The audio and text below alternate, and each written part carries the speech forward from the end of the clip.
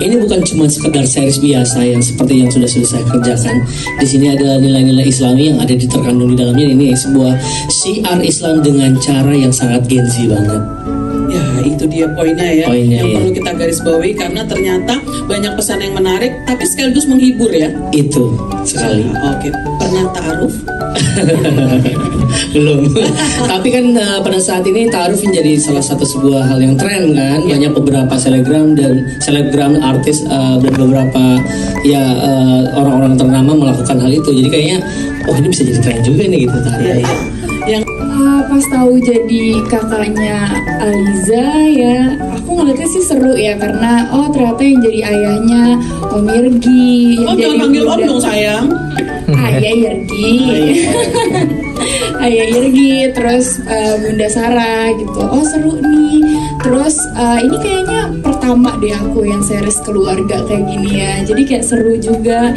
Dan ternyata kita cocok ya jadi adik kakak ya. Serius? Chemistry-nya gimana sih ngebangunnya? Kamu kelihatan dewasa sekali deh ya di situ ya, dengan kacamatanya gitu. Dan kacamata properti syuting itu saya pikir sekarang. Gitu. Enggak ya? Enggak boleh digilir. Iya. Oke, cerita gimana bangun chemistry dengan Naura? Gak ada sih ya, kita dari awal reading aja emang udah seru, udah nyambung. Terus emangnya kita berusaha hubungannya juga lebih supaya ke kakak adik sih dari awal reading ya gitu. Jadi kita membiasakan ada panggilan sayang, makanya manggilnya Alica gitu. Jadi emang akrab.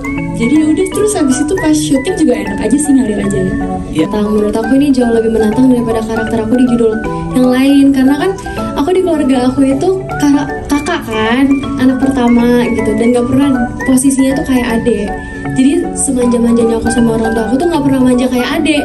Sementara Aliza tuh kan kayak bener-bener kayak bocah, adek banget, manja banget.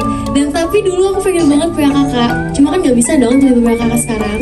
Jadi kayak aku mendalami karakter, aku juga sering banget ngobrol sama Pak Angling pas reading, dan aku senangnya kalau reading sama Pak Angling tuh kita banyak demonstration per scene-nya, dan aku senang juga karena di sini bisa kerjasama dengan aktor dan aktris yang luar biasa, sangat profesional dan mau sama-sama bantu untuk mendalami karakter. Jadi sebenarnya kalau mendalami karakternya gimana itu juga karena bantuan teman-teman yang ada di judul ini.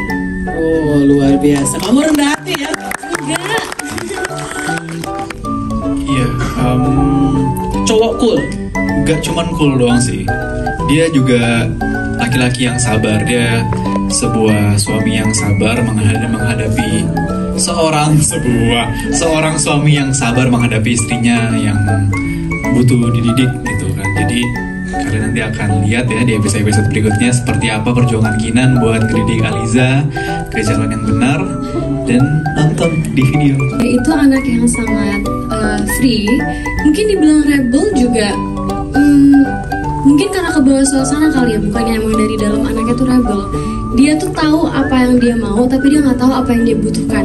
Jadi dia, karena dia posisinya adek, sering dimanja, sering diturutin. Jadi dia tuh ya udah apa yang dia mau aja, itu yang ngelit dia dalam membuat sebuah keputusan.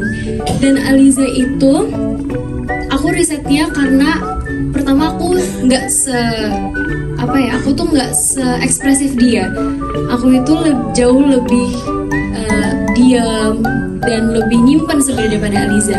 Kalau Aliza kan ekspresif, terus dia ngerasa apapun yang dia lakuin akan diterima sama bunda, sama ayah dan kakaknya. Jadi sebenarnya cara mendalaminya adalah aku berusaha untuk baca skenario-nya terus, dan aku banyak banget tanya sama Pak Angling juga, dan Pak Angling juga sering banget yang Pak Angling tuh orangnya jujur banget. Jadi pada saat reading dia sering juga yang kayak ngomong, aku ngerasa Aliza nih masih harus lebih tone up lagi, Alizanya harus lebih gini, kayak kamu harus lebih gini deh Nau, kayak kamu masih terlalu terbawa sama karakter yang sebelumnya, kamu harus lebih gini. Dan itu yang bikin aku jadi semakin kayak ya udah, aku mungkin banyak hal yang harus aku breakdown dari dialog-dialog yang aku omongin sendiri. Dan sebenarnya satu hal lagi adalah pertama kali sirisan Tripler Bunda ini diekspos, banyak banget komentar-komentar orang yang kayak, duh kok Naura, kok kayak nggak cocok, kok kayaknya nggak Aliza kan kalem gitu-gitu kan. Itu yang sebenarnya buat aku makin serius dalam menangani karakter Aliza ini. Jadi makin kayak udah gue bukti nih kalau misalkan gue bisa jadi Aliza. Itu kayak, wah serius. Sebenarnya Kinan ini kan di sini dia sebagai pengajar ya, tapi kan dia selalu terpapar dengan murid-muridnya ya, santri-santri dan santriwati. Dan aku punya beberapa teman-teman aku dan ada saudara-saudara aku juga yang masuk pesantren. Jadinya dari mereka aku bisa belajar juga, dan aku juga diskus sama Pangling kan, si Kinan ini mau dibentuknya seperti apa? Apakah dia sangat kaku atau middle kaku atau di bawahnya kaku atau nggak kaku sama sekali gitu. Jadi Kinan ini dia masih santai juga, tapi dia juga dewasa. Dia dibanding karakter-karakter aku yang lain, kesulitan aku sebenarnya adalah memerankan karakter yang lebih dewasa daripada aku sendiri. Jadi aku harus diskus sama orang tua aku gimana cara jadi suami yang baik gitu kan. Kan kalau buat diskus sama Naura juga banyak yang kita diskusiin kan. Kalau suami istri beneran kan pillow talk ya, apalagi itu sleep call aja gitu. Sudah masuk diksi itu ternyata ya. Fadi, kamu oke banget. Mendalami sebagai seorang istri, gimana ya? Tadi aku bilang itu. Yang apa sih? Kalau suami istri beneran kan dia pillow talk, tapi kita belum suami istri ya. Oh, Jadi iya, kita sleep call. Iya, karena kebetulan aduh, saya takut ngomong deh. Ini bahaya ini bahasanya nih. Oke. Saya aku emang dari dulu tuh pengen banget nikah muda. Dari dulu, sebelum ditawarin santri ini. Jadi begitu ditawarin peran istri yang emang nikahnya umur 20 tahun Aliza ini, aku kayak oke, aku mau. Jadi aku punya eager di dalam diri aku yang tiba-tiba nggak tahu gimana ceritanya, yaudah jadi istri aja gitu. Cuman karena emang kebawa sama ceritanya juga kali ya. Soalnya aku tuh banyak banget curhat ke mama papa, dan mama papa aku itu tahu every single problem yang aku punya dan aku alamin. Dan itu hal-hal yang bikin hal-hal personal pun tuh mama papa aku tahu banget. Yep. Jadi mama papa sering curhat ke aku sering curhat ke mereka. Jadi mereka tahu apa yang aku suka, aku nggak suka, apa yang sebenarnya aku butuhin, nggak butuhin. Dan kadang-kadang kan kalau kita terlalu kayak misalkan lagi terlalu chaos nih surrounding kita, orang tua aku yang selalu nyadarin kayak kamu tuh sebenarnya butuh gini. Terus restu orang tua itu kan sangat penting. Jadi kalau misalkan mama papa udah bisa ngajak ta'aruf sama orang pilihan orang tua aku pasti mau.